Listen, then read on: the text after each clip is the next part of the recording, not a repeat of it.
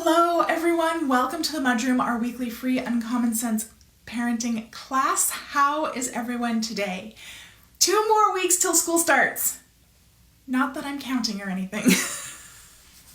I hope you're ready for whatever September is bringing for you. That might be no change, which is awesome. Yay for consistency. It might be bringing some changes. Maybe your child is switching care situations or daycare rooms or moving from a care situation to school. If that's the case, you've got this. Or you might be like me and literally everything is changing in a couple of weeks, and that might feel exciting and scary at the same time, and I totally feel you.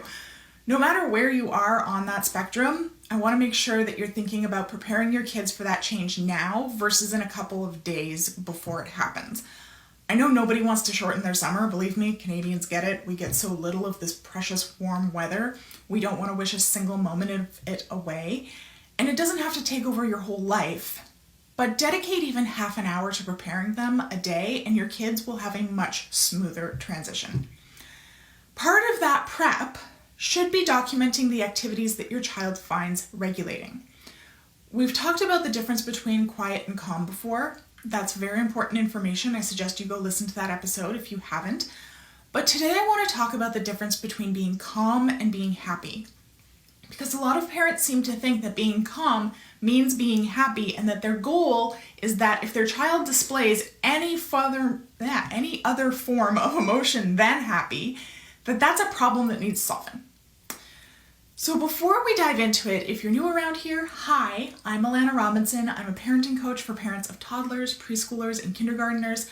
I help you understand why your children are misbehaving and how to fix it without yelling, shaming, or timeouts.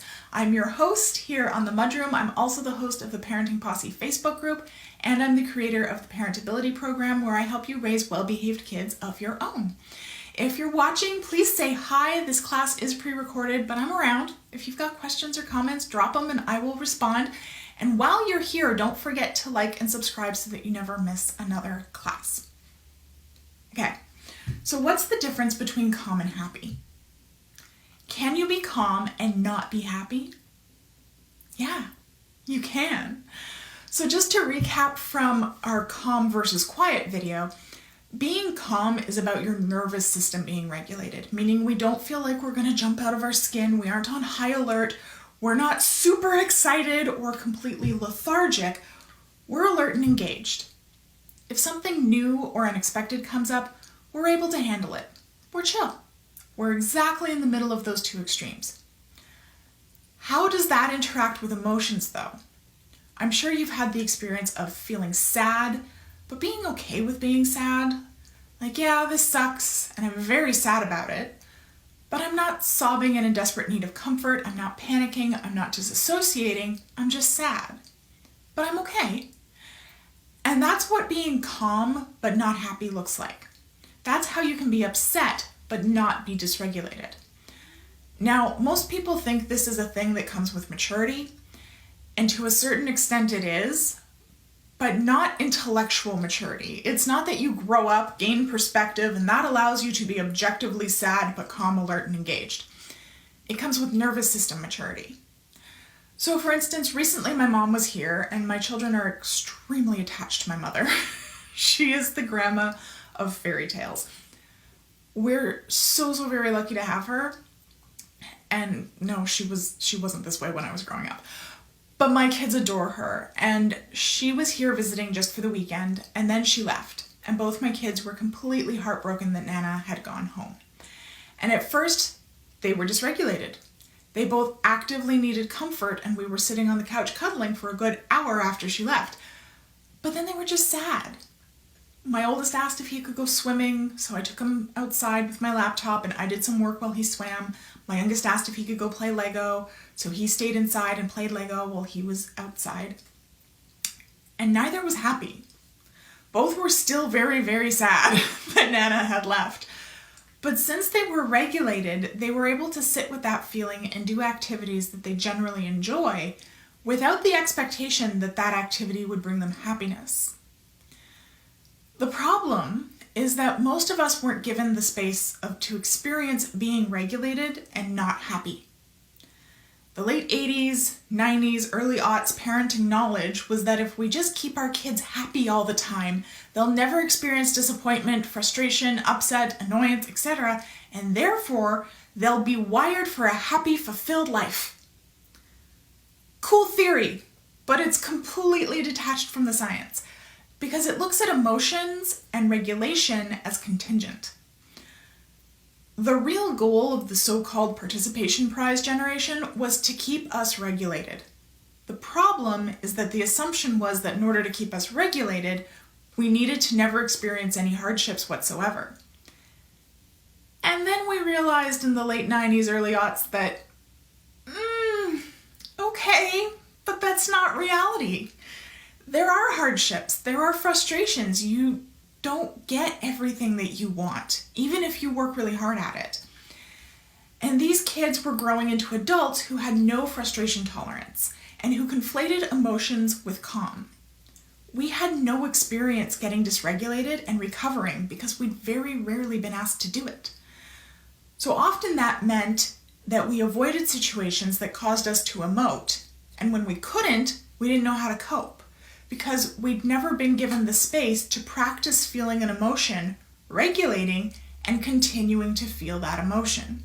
We were taught that if we were calm, we should be happy. And not like on the positive end of neutral.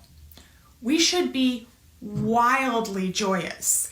And if we weren't, then something was wrong with us. Can you see how this created a fear of emotions and confused us?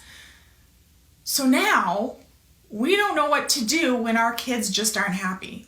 They're fine, they're coping, they're maybe tearing up, they're maybe just not down with doing stuff that they usually enjoy, but they're calm, they just aren't happy. And most parents I talk to feel that their job is to make their children happy all the time, because that's what our parents were trying to do. And we're unfamiliar with how to be supportive of them without necessarily trying to erase their emotions, without invalidating them. So what should we be doing when our kids just aren't happy rather than trying to distract them into happiness? First, empathize. We've talked about empathy a lot. Brené Brown is the world's leading researcher on vulnerability, shame, and empathy, and she defines empathy as connecting with people so we know that we're not alone when we're in a struggle. Empathy is a way to connect to the emotion another person is experiencing. It doesn't require that we have experienced that same situation that they are going through. And she's also remarked that in order to empathize with someone, you have to be willing to see their experience as they see it, not as you imagine it to have been. That's hard, y'all. Excuse me. It is really friggin' hard. As parents, it is really, really hard for most people to put themselves in their child's shoes and imagine what they must be feeling, seeing it from their perspective. Mainly because most of us work extremely hard to give our children a life free of hardships that we perceive to have experienced in our own childhood. So when our children still perceive a hardship where we've tried to eliminate one, our ego gets involved, and ego blocks empathy. I will give you a personal example of this. My parents never let us order dessert at a restaurant. Ever. Now, as an adult, I understand this is because my mother is a pastry chef, so they weren't willing to pay crazy restaurant prices for subpar desserts when we had an abundance of amazing desserts at home. But as a child, I perceived this as my parents being extremely frugal and mean.